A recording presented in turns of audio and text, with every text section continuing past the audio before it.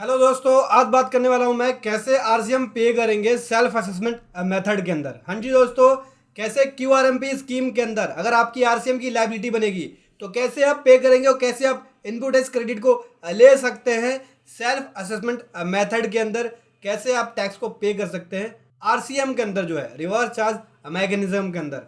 चलिए समझते हैं इसको समझने के लिए बने रहे मेरे साथ वीडियो के एंड तक। तो दोस्तों बताता हूं मैं आपको क्यूआरएमपी स्कीम के अंदर कैसे रिवर्स चार्ज सप्लाई की जो लायबिलिटी है, आप आरसीएम की लायबिलिटी को कैसे पे करेंगे सेल्फ असेसमेंट मेथड के अंदर।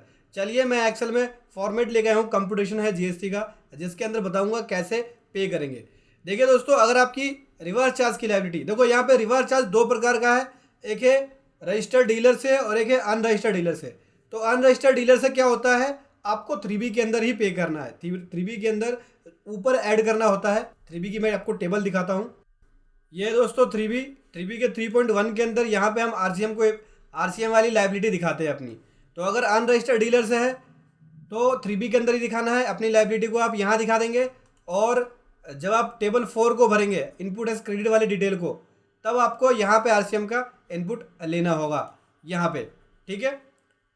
ये तो थी बात अनरजिस्टर्ड डीलर की।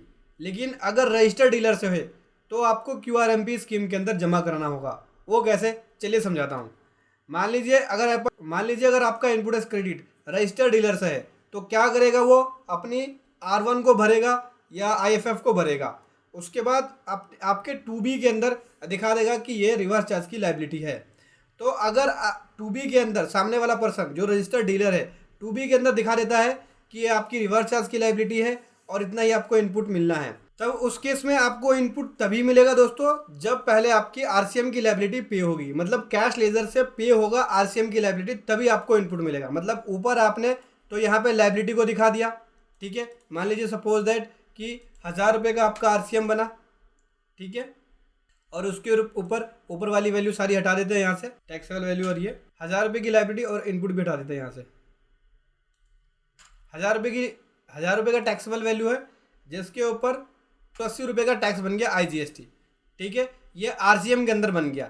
और सामने वाले पर्सन ने 2B में दिखाया हुआ है, तो 2B का आपको इनपुट 180 मिल जाएगा। लेकिन उस केस में क्या होगा, ये जो लायबिलिटी है 180 रुपये का, वो आपको पे करना पड़ेगा, क्योंकि आरसीएम में पहले आप कैश में पे करेंगे तभी आपको इनपुट मिलता है।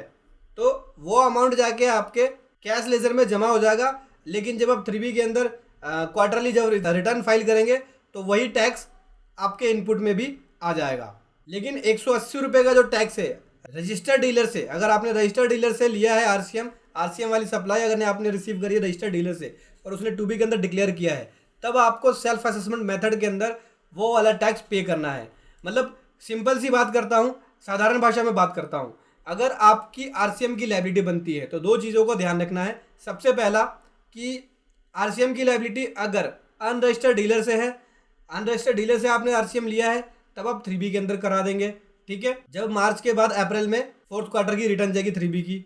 लेकिन अगर सामने वाला पर्सन रजिस्टर्ड है और उसने आपके जीएसटी या 2B के अंदर दिखाया हुआ है कि इतनी आरसीएम है रजिस्टर्ड डीलर से, तब आपको सेम मंथ के अंदर ही सेल्फ असेसमेंट बेसिस का यूज करके क्यूआरएमपी स्कीम के अंदर आपको आरसीएम की लायबिलिटी को पे करना है। यानी अनरजिस्टर्ड डीलर वाला 3B में करना है और रजिस्टर्ड डीलर वाला आपको सेल्फ असेसमेंट मेथड के बेसिस पे कर सकते हैं। PMT 06 का यूज़ करके चालान को पे करेंगे, फिर जब 3B फाइल करेंगे तब आपको इनपुट मिलेगा। लेकिन आपको यहाँ पे टैक्स पे करना पड़ेगा जिस महीने की 2B के अंदर आपकी आरसीएम की लायबिलिटी आ गई है। तो दोस्तों इन सब बातों का आपको ध्यान रखना है। आरसीएम की लायबिलिटी आपको ऐसे पे करनी है क्यूआरएमपी स्कीम के अंदर सेल्फ असेसमेंट मेथड का यूज़ करते हुए। वीडियो कैसी लगी ज़रूर बताएं। Thank you so much. जय हिंद, वंदे मातरम।